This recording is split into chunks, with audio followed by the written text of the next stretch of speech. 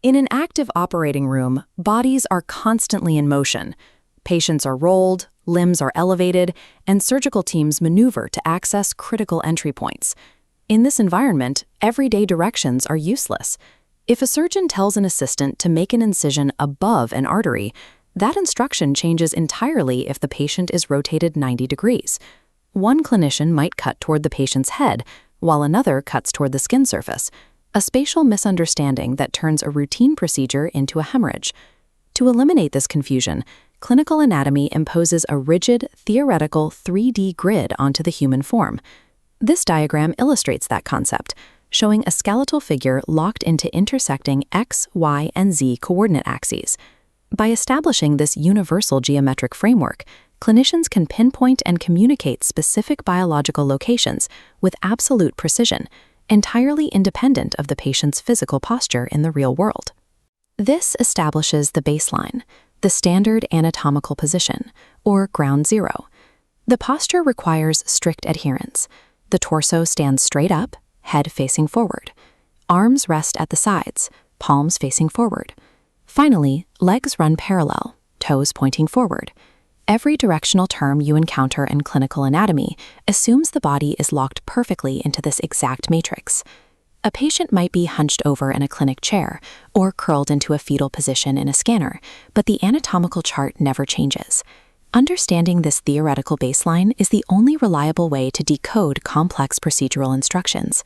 With our ground zero established, we can begin building the internal one-dimensional lines of navigation that run directly through this baseline posture.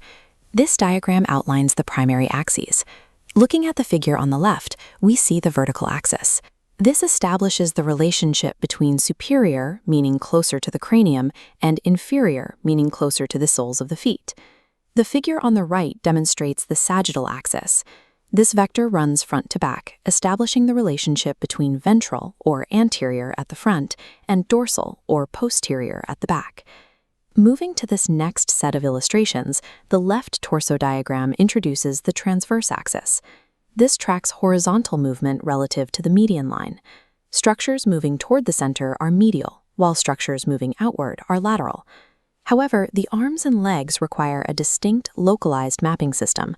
The diagram on the right outlines this appendicular axis. Tracing down the bone structure, we rely on the terms proximal and distal. These directions are determined strictly by their distance from the limb's point of attachment to the trunk.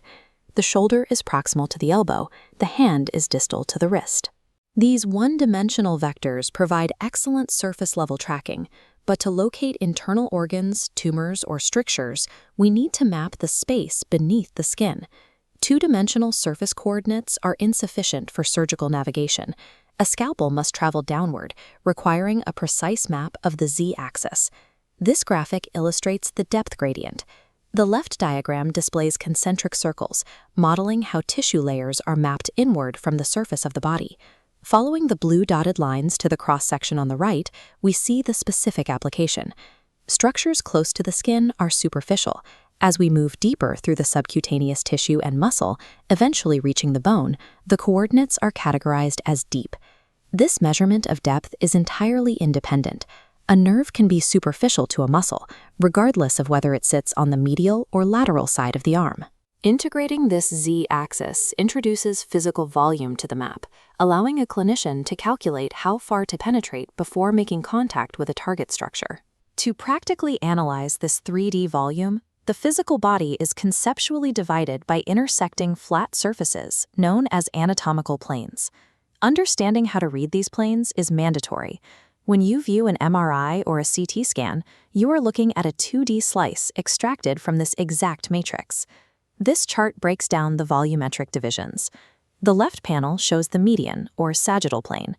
It passes directly through the midline, dividing the body longitudinally into equal right and left halves. The center panel illustrates the coronal plane. This slice cuts vertically, separating the body into an anterior section and a posterior section.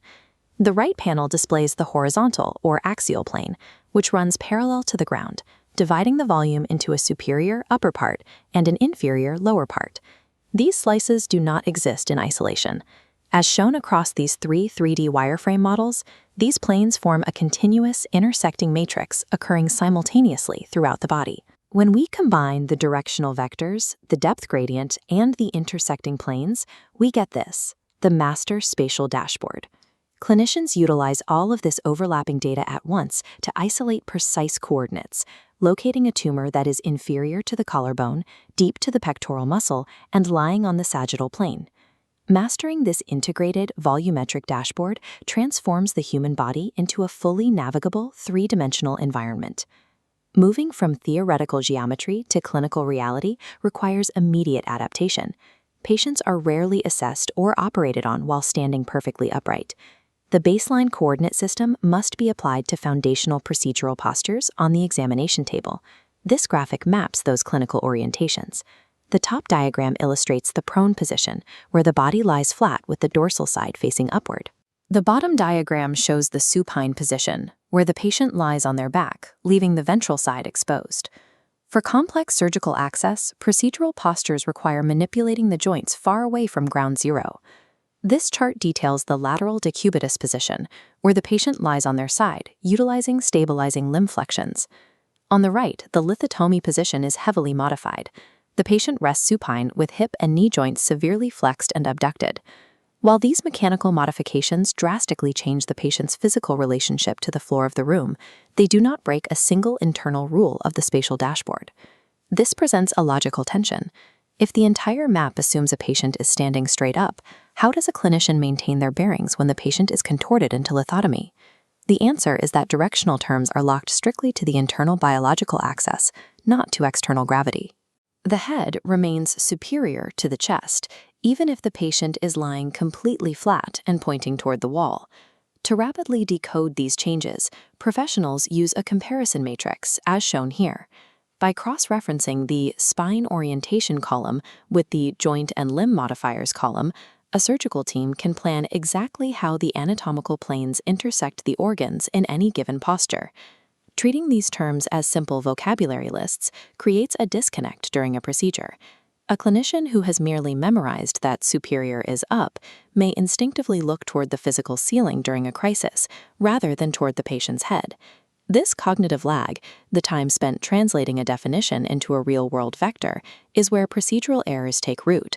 By trusting this internal architectural blueprint over basic visual assumptions, a clinician can instantly orient themselves within the human volume, approaching any procedure from any angle with total precision.